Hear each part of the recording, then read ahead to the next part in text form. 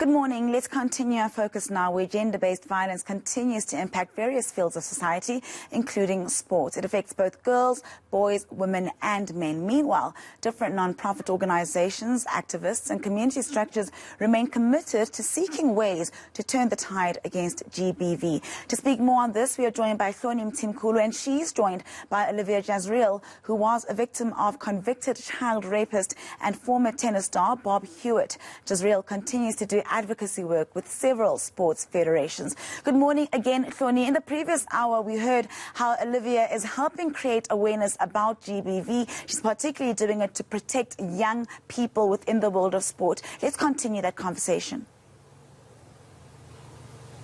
Thanks, Nandi, and I will jump straight into the conversation with Olivia Jasriel. You work with women and men against child abuse, and specifically athletes against child abuse.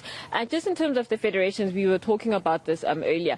What has the response been like from federations? We know we've heard from we know that there have been cases involving netball, gymnastics, football, water polo, softball as well. You know, just in terms of that, what has the response been like when you've been speaking with the federations about what's going on? The response has not been great. It's not been positive. I find that they would rather ignore me than actually work with me. And in all honesty, I'm not their enemy until they make me their enemy, and they are making me their enemy by not protecting our children. It's become abundantly clear that the federations would rather protect themselves than protect our children. You can have all the safeguarding policies, you can have all the codes of conduct, constitutions and pieces of paper in the world, but if the federations are not acting on what we are requesting, then our children are not safe in sport and they are not doing their jobs. And quite frankly, they are complicit and they should be held accountable. And, you know, I imagine it's obviously a very difficult space or situation to be in and to try and handle. Do you feel that the people that are there are in over their heads, are out of their depths, they're not sure how to handle situations that arise?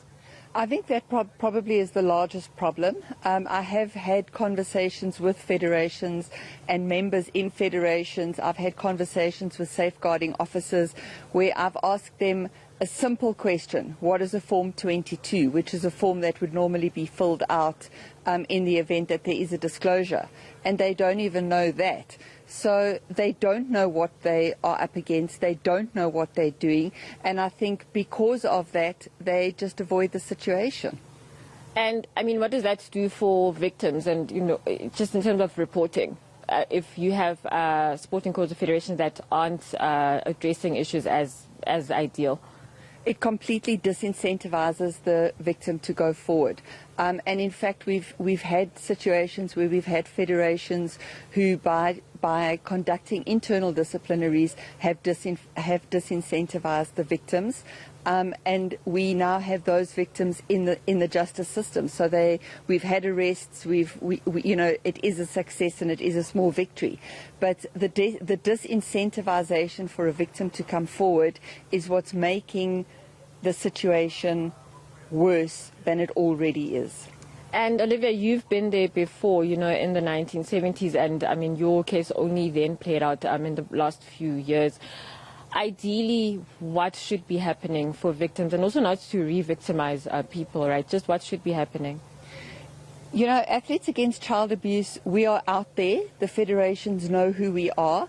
SASCOC knows who we are. They know that we know how to deal with the situation. We are competent.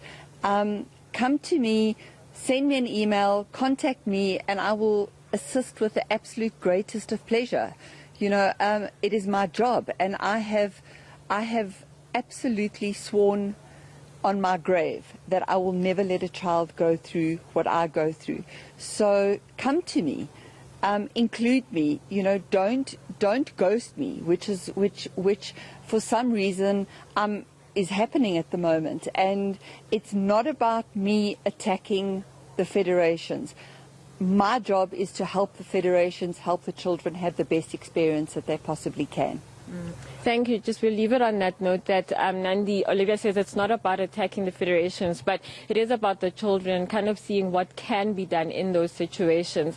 That was Women and Men Against Child Abuse co-founder who works in the division called Athletes Against Child Abuse, dealing with historical cases and also, she says, cases that are starting to come up more recently around child abuse in sport. Nandi. All right, thank you, Hloni. We're going to leave it there. And please do thank Olivia for sharing her story with us and also for the work she's doing to fight GBV and child abuse in sport. All right, I'm going to leave it there. Right back to Gareth and Dumelo. Nanisha Balala, as always, really appreciate all the sports news with a very serious tone today, that being of GBV. Yeah, all these stories, of course, are coming out, and hopefully we can put an end to the second pandemic. All right, we'll still to come.